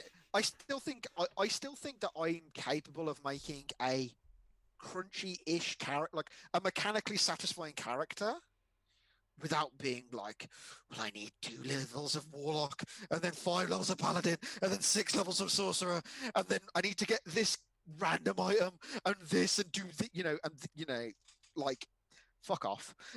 Like, I'm not about that life. I don't want to use spreadsheets when I play tabletop role-playing games. Like, I'm kind of sat there like, ooh, I could play an Aasimar warlock. So like, my mom's an angel and like my dad's a devil, and that's where like my like magic comes from, and that could be narratively satisfying to have that like juxtaposition. You know, like that's the shit I like. Getting really like into like putting your characters like in interesting choices. Do you know when I want to eat crunchy peanut butter is with your character and your backstory, right? And who they are as a person and your role play. Yeah. Where I want smooth peanut butter is that character build and mechanics. Like, yeah. I mean, not to say that you can't build super crunchy characters of course. in 5e. Yeah. Like, if you want something mechanically satisfying, yeah. There's definitely a way to do it. But I'm just not about that life. Just fully not about that life at all. I'm just like, I'd rather have my big gentle furbolg, who's just like, sometimes you get eaten and sometimes you don't, and that just be how the jungle be. Like, I just enjoy that. But yeah, like I think also like something that a lot of people don't realize, I think, is actually how versatile Dungeons and Dragons is. As like, you know, you were talking about like Cthulhu being a really just a great like mystery game. Yeah. D&D is fucking crazy. Like I'm of the opinion that the only thing that you can't particularly do very well with D&D is cosmic horror. But like, you can do, I've seen it done very well. The Adventure Zone did it. like a full mystery arc, like just like solving mysteries with like clues and puzzles and that kind of thing. The new D&D book that's coming out is just a book full of mysteries. I've seen modern settings, high fantasy settings, sci-fi settings. I've seen things that are like super grimdark and gothic. I've seen like full like Lord of the Rings, like sword and sword, like sword and board, like huge battles, political intrigue. The possibilities with 5th edition are absolutely limitless, providing that you're willing to kind of like look at it and be like, how exactly does that work? And there's also nothing stopping you from being like, oh, well, there's not a skill for monster hunting specifically, like without playing a ranger. Well, I can add like monster lore in as a skill if I wanted to, and it uses this bonus. Like I think it's super versatile. And I think a lot of people don't give it full credit for actually how, like, for all of its simplicity, how deep it actually can be, and how adaptable the system is. I think, and in terms of, and I'm not saying this to belittle D&D or minimize it at all, but it's very much, here's the basics of tabletop role-playing games. Here's what you need. Here's what you do to make a system, essentially. Now go do the fuck you want with it, if that makes sense. Yeah, I mean, I can see that's the misconception with it a lot of the time, but like also all of the genre bending stuff, like and that ability to like apply like weird thing. Like I think I genuinely think the sky's the limit with it, and you can simplicity in a system isn't inherently a bad thing. Do you know like what? Accessibility isn't a bad thing. Your sister's just said it great in the chat. 5th ed is a great framework to build off. Yeah, as a bare bones structure. That's essentially what I was getting at, really. Yeah, but like I don't think, I don't think that like playing something more like, kind of already touching on it or whatever. But like I don't really like I said, I don't really like super crunchy stuff. But like, so like the Witcher combat to me sounds a little overwhelming. Yeah. Just like, oh, well, I need to put my shield up and move 3 paces back and aim for their legs, and I'm just like, I just want to be good at what. Do you know what I mean? I just want to fucking hit something. Absolutely. So like having that, and then like when you kill the monster, and then the DM goes like, how do you want to do this? You go, well, I put my shield up and I take 3 steps back and I swing my sword at their legs, and I cut their leg off and then stab it into their chest or whatever. Do you know what I mean? Like, so like I don't think you lose anything really in that, because especially if you're playing with like lots of optional rules, like stuff like flanking and stuff, and the optional rules like that are in the Dungeon Master's Guide, there's as much depth there as there is anything else, I think. I think as well, like especially 5th ed is a really, really good place for people to start with tabletop role-playing games. Yeah, for sure. Very easy to get into, very easy to understand. It's certainly been the best experience with Dungeons and Dragons I've ever had. Yeah, compared to 3.5, which miserable. was just like miserable, stupid. So D&D is certainly the most fucking accessible it's ever fucking been. And I think also like when you start playing D&D as well, there are like certain like class and subclass combos that I think would benefit giving to a new player. Like if you're just like, cool, Rob, this is the first time at my table, like we're sword and sorcery, like what do you want to do? And you're like, I want to hit stuff. You go, cool, play a fighter, be a champion. You crit on 19 and 20. And you know what I mean? We can work the rest out later. Like, and then I can just, and then as and when you need help, I can get you up to speed. And once you're up to speed, you can change your subclass. It's not a problem. Like, and I think that's part of it is also being at like the right table, because like some DMs are like, well, once you start, you can't stop until this has happened. Like, Yeah. So I think a lot of it is once again going back to that, having players that you can like trust and hang out with, and absolutely, and have people that are willing to like sit down and be like, well, to calculate your attack. It's your strength bonus, Mm. which is 3, plus your proficiency bonus, which is 2. So you add your you roll your d20 and you add 5. Mm. Do you know what I mean? Yeah, absolutely. Like, It once again just boils down to who you play with, doesn't it? You've got who you're playing with has got to be. You've got to have fun, and you got yeah, to be able to trust them. And like I played last year when we could actually see people. I played a one-shot game of The Witcher with people that had never played it before, and of course they didn't have a clue what they were doing. They'd had experience with D&D quite a lot, but it's just a case of this is what you roll, that's what you add, this, that, and the other, and just make it accessible and fun for people, so yeah, they can get the most out of it as much as you will get the most out of them. yeah. And I think, but like, yeah, I think as you've said, like D&D is a great jumping off point for people because Yeah. it's like if you hit something, you either hit it or you don't. Yeah. Whereas, like, rather than trying to think about like aiming shots and like whether you fast attack or strong attack or whatever, which I think is great if you're kind of more into like crunchy stuff. Like, it is inherently a little bit more crunchy that way. Yeah, it is. Yeah. And B, like, once you've kind of got the basics of like tabletop going, then all of a sudden, like, like Witcher or Fate or Cyberpunk or whatever you're playing, so like a lot of the skills that you take mechanically will transfer to other systems as well. Yeah, absolutely. Yeah, like I think my main selling point for 5e is just the sheer versatility of it. Like, I've run Western games, I've run high fantasy games, I've run political intrigue. Like, my favorite TTRPG show we'll get into later or whatever has run political intrigue, modern. Their big main series is basically the Breakfast Club. Like, that's what their like main thing is. It's like a fantasy high school for adventurers. Amazing. Yeah. Like, and the possibilities are truly limitless when you apply it to them, and that's what I really enjoy about D&D. Awesome. Awesome. What's next? Powered by the Apocalypse is next. Okay. Which is like if you thought that D&D 5e was rules light, boy do I want to introduce you to my friend Powered by the Apocalypse. Powered by the Apocalypse is fucking awesome. It's not a D20 system. It's 2d6.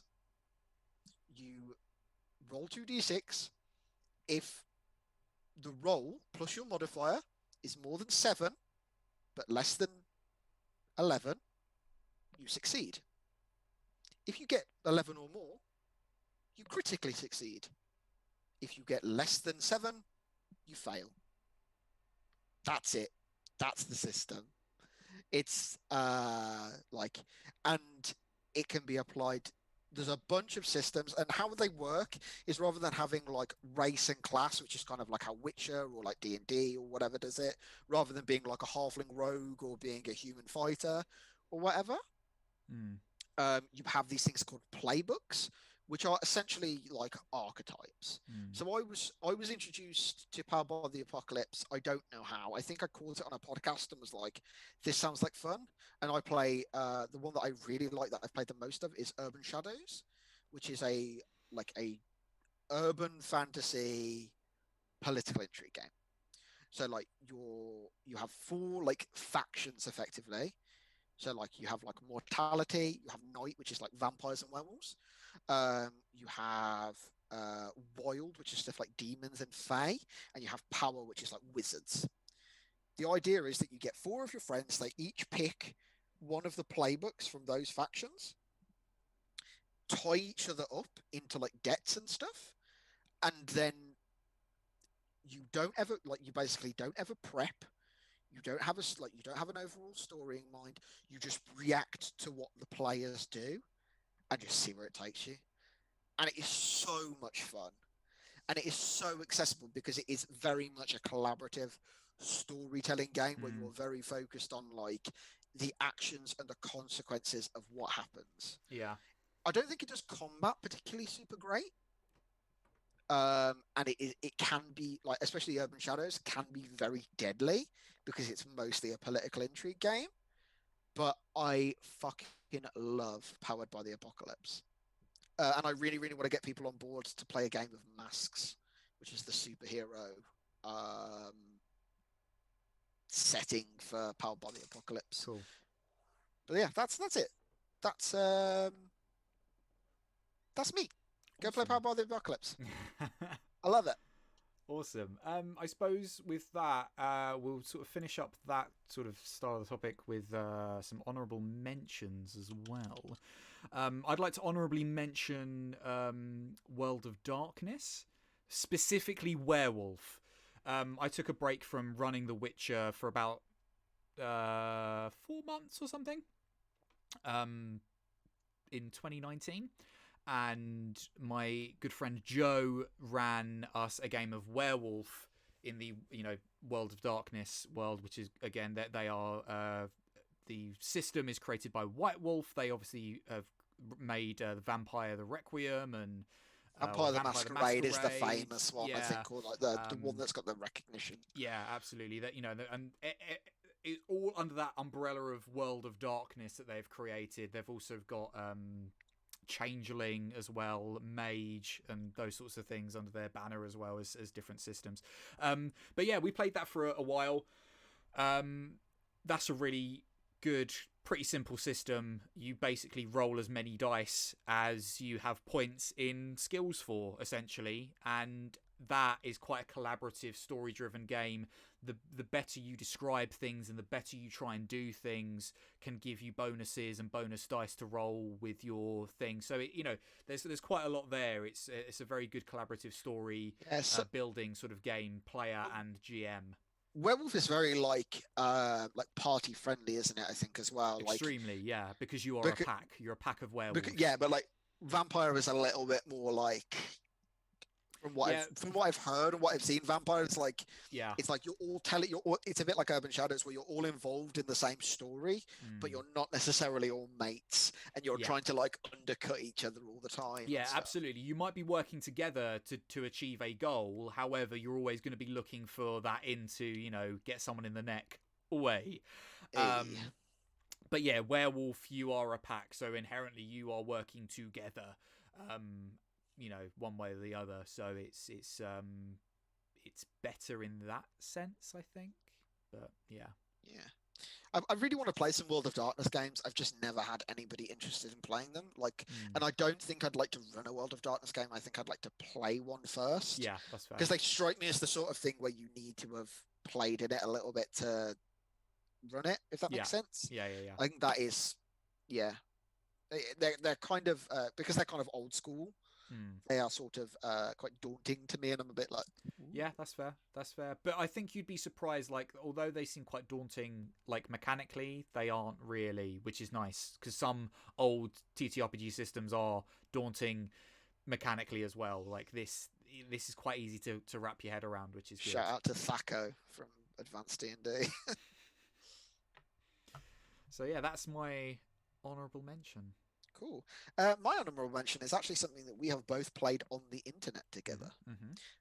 We played Numenera over on Roll4, which was my actual play show. Catherine very kindly ran it, and it was very cool. It's kind of like set like 1 billion years after an apocalypse, basically, where basically the world had like reverted back to fantasy, but you could still find like old-fashioned tech. And I played a Jack. Like the way that it does characters is really weird. It's basically like you have like a noun and then like a bunch of like adjectives that describe your character, and depending on what like, adjectives you have, depend on like what you can do. Is that kind of that? I am sort of explained that right, aren't I? Yeah, I think so. Yeah. So like, what were you? You were like a something who could like explode fire or something. You were like a Jack. I can't remember what you were, but like, so like I think I played like I played a Jack, a lead, like a leadership Jack, a Jack who leads and is good with people or something Yeah, like that. essentially, you were the charisma character. You were the charismatic Yeah, one. You were the face we of the played. party. You were the We one that. played. Yeah, we played a heist game, so I was like Robert De Niro in Ocean's 11, like party face, like got the gang together. Yeah. That was kind of who I. And you played like a demolitions expert, didn't Yeah, you? yeah. So So I basically had essentially as close to that world that as close to magic is in that world. I had like power of fire and that sort of thing that I could manipulate in some fashion, basically. But yeah, it's an interesting system. yeah, go check that out. But yeah, I think it takes a little bit to get your head round. Yeah, Once your head is around it, it's really good. like most Like things. yeah, Yeah. So I think we did have a few more things to discuss on the podcast today, but we're getting on a little bit for time, and we are going to certainly run over the 2-hour mark, which I don't want to do, and we sort of can't tonight. So what I suggest is, Josh, because our next sort of big topic that we were going to discuss under this banner was what it's like playing at our tables and what we like to do. So perhaps I propose we do a bonus level of that and we discuss those things and people can listen to what it's like to be at our table okay.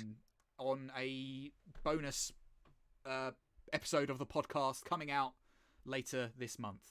So I suppose before we finish up and wrap up, I'd like to just, because I think we can blitz through this pretty quickly, is give a shout out to some resources, websites, and that sort of thing where people can find TTRPGs or get into them quite easily. And of course, if there is content or anything that they wish to listen to or watch, what we suggest they could go and do. Cool. So I think if you're interested in playing D&D and getting involved with D&D, I think a great jumping off point, D&D Beyond, Lost Mines of Fandelver adventure, which is like your like your it comes with like pre-gen characters like a fighter, a cleric, a wizard, or whatever, and like a guide for how to DM it. And it's not. I think it's only about 20 quid or something, and literally all you need is like friends and dice. And like D&D Beyond has got you covered with that. Like it's got like digital dice in there. There's an online character builder which allows you to. It will like show you what all of your bonuses are. It does all the math for you basically. I use D&D Beyond like nobody's fucking business. Everything I do, which is D&D based, like I can share all of the books that I own with my friends, so they don't have to buy them. They've got access to all my resources that way, etc., etc. So D&D Beyond, Lost Mines of Fandelver, and then I think it's like I Spy a Peak, I think, which is one that you can play 1-to-1, which is fun. I think Humble Bundle is a great resource for TTRPGs. I recently picked up all of the Cyberpunk books for like 15 quid, like every book they've ever printed, just a downloadable PDF. On top of the Humble Bundle, shout out, I picked up, I think it's made by Modiphius. Modiphius's Star Trek Adventures tabletop role-playing system. I picked about 300 and something pounds worth of books of that system for about £20. There's normally the lowest tier is like £1, and it's normally like whatever the equivalent of like a player's handbook is, basically. Yeah. So the bare bones of what you need to play. Humble Bundle is definitely somewhere that you should keep your eye out. Absolutely. Drive-Thru RPG is where I picked up Urban Shadows. They release a lot of like indie content and like PDFs of like bigger games. Like I think a lot of stuff like is kind of dealt with in-house, or like very niche stuff like The Witcher. I doubt you could get on Drive-Thru. You can. Correct me if I'm wrong, Rob. Yes, okay. You can. Okay. Yeah. Cool. Yes, so yeah, basically anything that's not D&D is probably on RPG Drive-Thru, and modestly priced, and a lot of it free. I will also give a little shout out because I've used them for a lot of my Witcher content, because tabletop content, because that's where they're one of the only UK sellers that have them. So in the UK, a place called Shiny Games, very good for the physical copies and that sort of thing. They do all sorts of tabletop role-playing games and wargaming and all that sort of thing. But they're a really good website that you can go at, and they're just really nice guys as well. So like, if you're in the UK, they're great. And also, just on top of talking about, resources and that sort of thing, if you're not wanting to spend money or you can't spend money, a lot of systems have released free startup versions or quick play versions of their systems. So The Witcher has one called The Witcher Easy Mode, which you can find. It's completely free and gives you the bare basics of what you need to pick up and play the system, and kind of strips it down a little bit as well. Chaosium have got a similar one with Call of Cthulhu as well, and D&D that's do one as well. yeah, and that's Sorry. all. That's all right, and that's all free. Yeah, and if D&D's got one, yeah, and it's all free for you to download and look at and just start playing.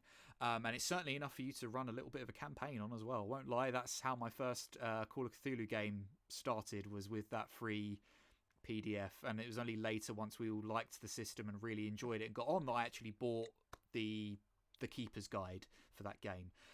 Also, Free RPG Day is a sort of global RPG celebrations day. I don't know when the Free RPG Day for 2021 is. I couldn't find a date, but usually a lot of companies and a lot of game systems jump on that day and release something for free for that system. Like I said, whether it's a new startup guide, a quick play guide, or anything like that, or just module or whatever it is, there is something there for you to get on and play. So that's really good to keep an eye out for, is Free RPG Day. Yeah, the last one was scheduled for July 25th, 2020. Yeah. But obviously they've not updated it for 2021. Something else that might be, especially given social distancing requirements, if you need a VTT, a virtual tabletop, Roll20 is free. Takes a bit of getting used to, but it's totally free. And even if you just want to use it as a way to just like hand draw in a map and have somewhere, like, it's got like dice functionality like built into it. You can type like /roll1d20 and it'll do all the math for you. That's something. I would obviously heavily encourage that you pay for your TTRPGs when available. Absolutely. However, I will say that given how tight stuff is, the Trove is a very good resource. Which we aren't recommending, but it is a thing that exists. It is a good resource. If you wanted to just have a quick browse of something before you bought it. But I would highly recommend that you do support TTRPG creators all over the world. Also, if you want cool dice, I really like the stuff from Critit.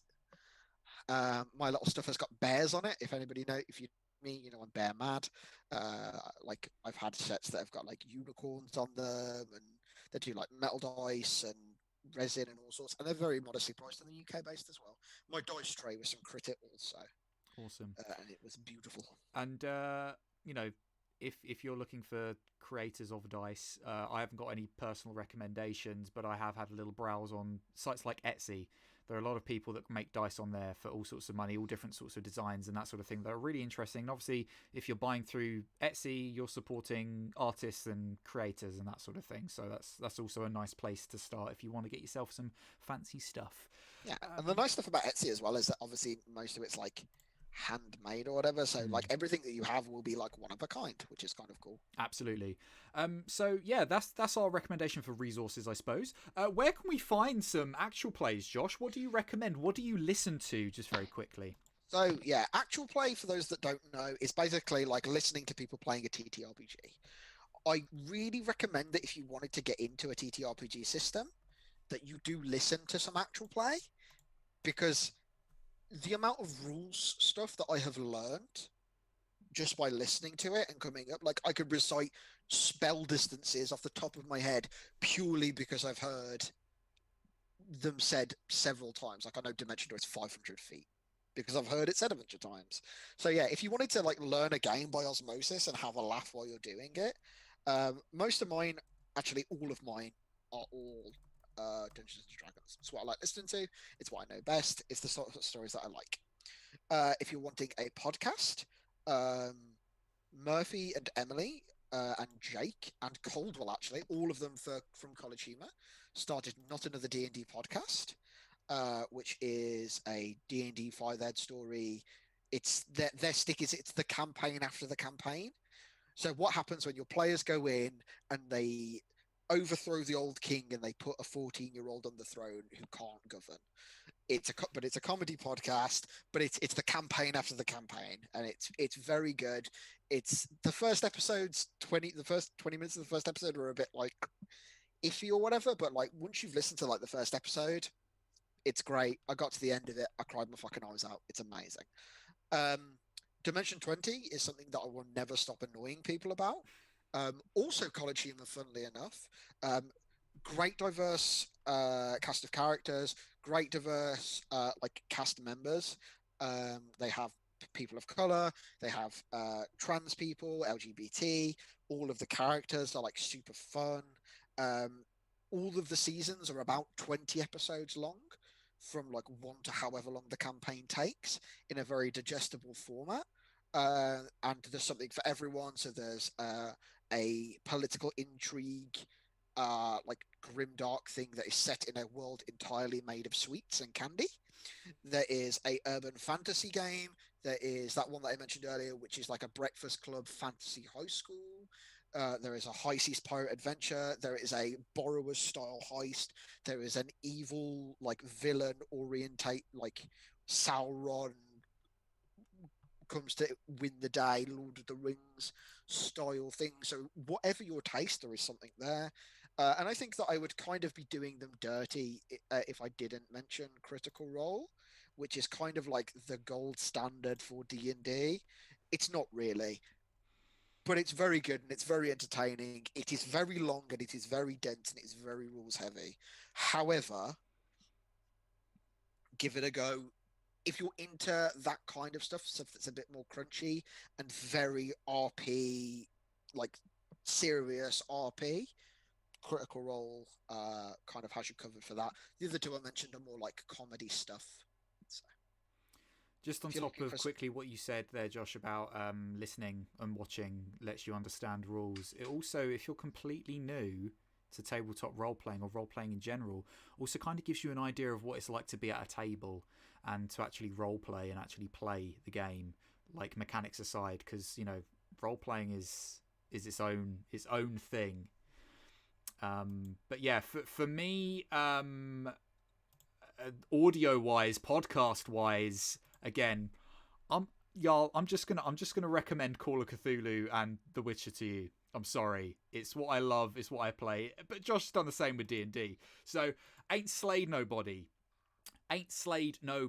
is a Call of Cthulhu podcast, which is set in the Wild West, essentially, about all sorts of nonsense and shenanigans that are set in the Wild West. You're welcome for that recommendation, by the way. Yes, it's a comedy podcast that uses the Call of Cthulhu system, and it's fucking great.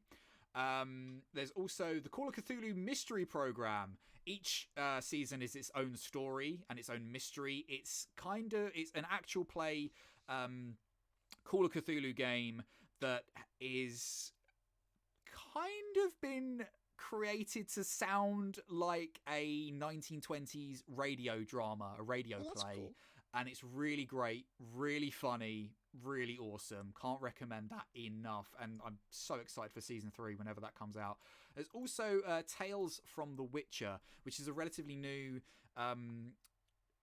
podcast, which a guy essentially takes his weekly Witcher tabletop game that he runs and turns it into a audiobook every week. He turns them into stories and he just reads them as if it's an audiobook. He sort of novelizes each session and talks about it. So doesn't really talk about the mechanics or anything like that. It's just pure story based, but it's very, very interesting to listen to.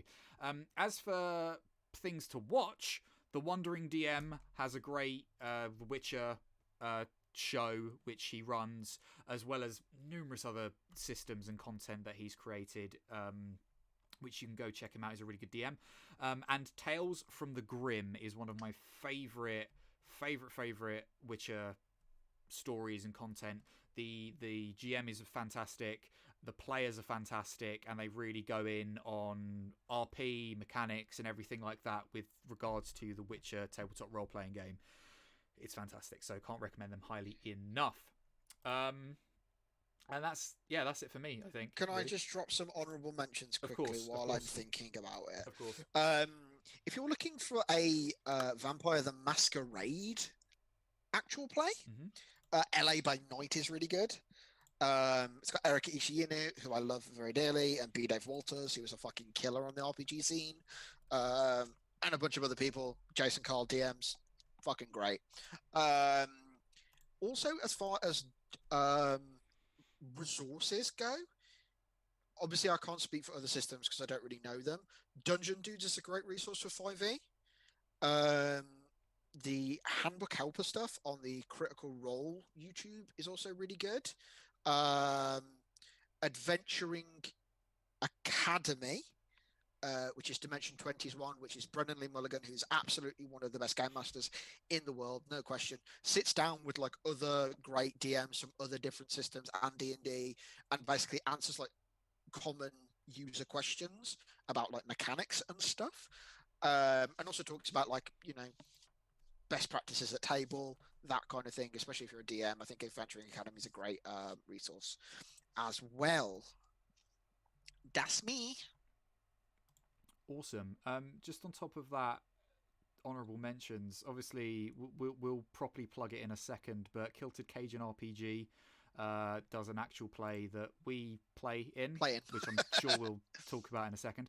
And one of the players on there, Proopy Pants, who was in the chat earlier, Chasing Tales RPG, they do a myriad of TTRPG content of D&D, 5th Ed, and I think they've recently started it's Cyberpunk and Red.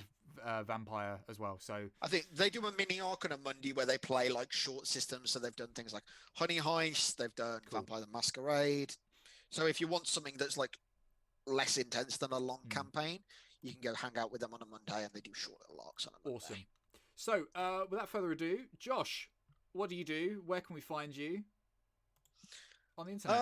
I'm at SingularityJosh everywhere on the internet. If you care, you can mostly find me talking about TTRPGs and stuff, playing video games, painting miniatures.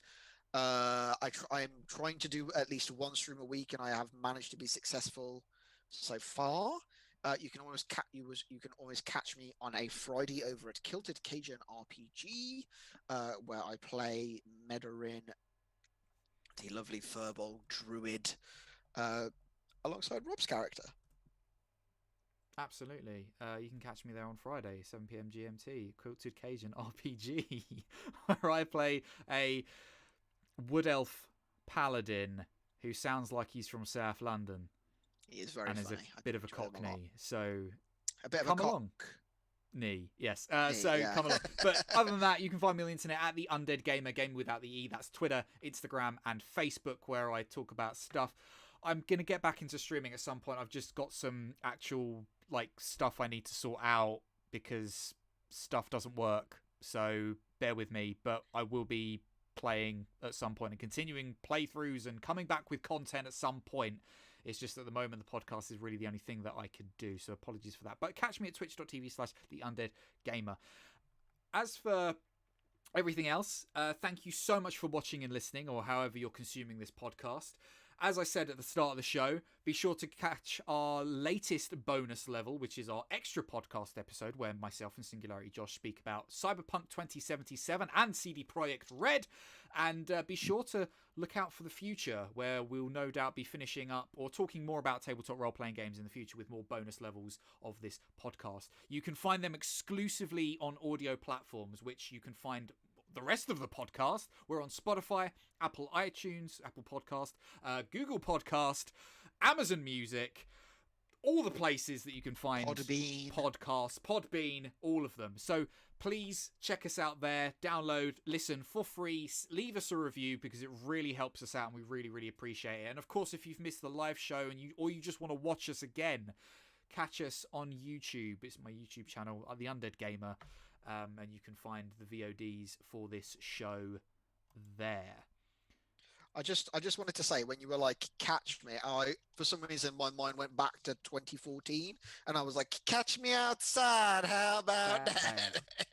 That's a throwback, y'all. That's a So, throwback meme. thank you very much for watching, listening, however you've been consuming this podcast, and we will catch you next month, hopefully with something going on, and hopefully we'll get some guests on as well.